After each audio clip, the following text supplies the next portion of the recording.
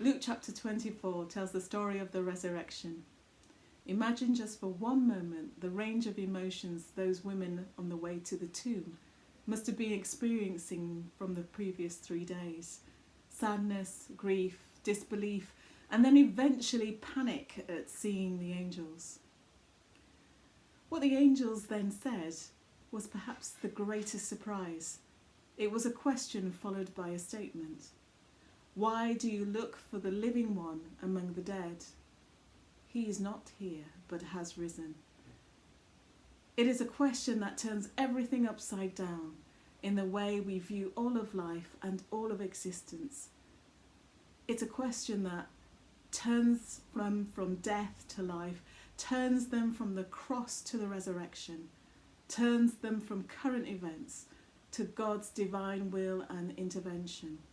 It turns them from grief to joy. The resurrection brings the message of the kingdom of heaven and emphasizes the hope found in Jesus Christ.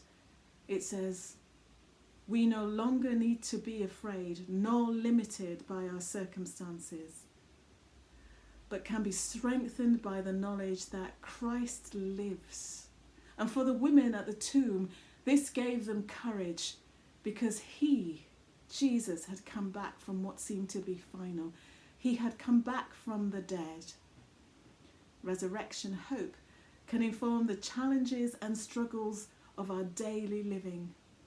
The Black experience has always held a high regard for hope, for freedom and equality during the struggle.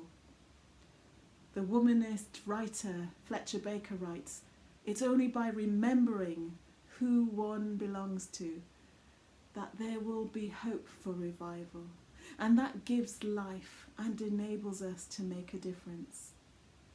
Howard Washington Thurman, African-American theologian and civil rights leader, said this: don't ask what the world needs.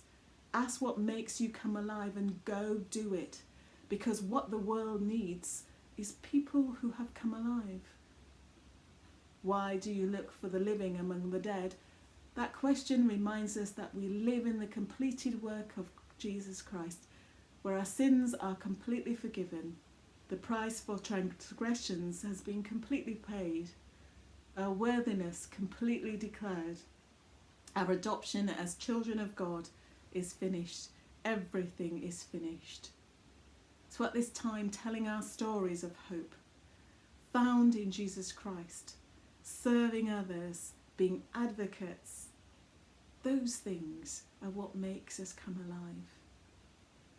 As a follower of Jesus Christ, what does this transforming hope found in the resurrection look like on a personal and communal level? Let's think about that and then ask God, what is it that you are requiring us as the church to be and do at this time?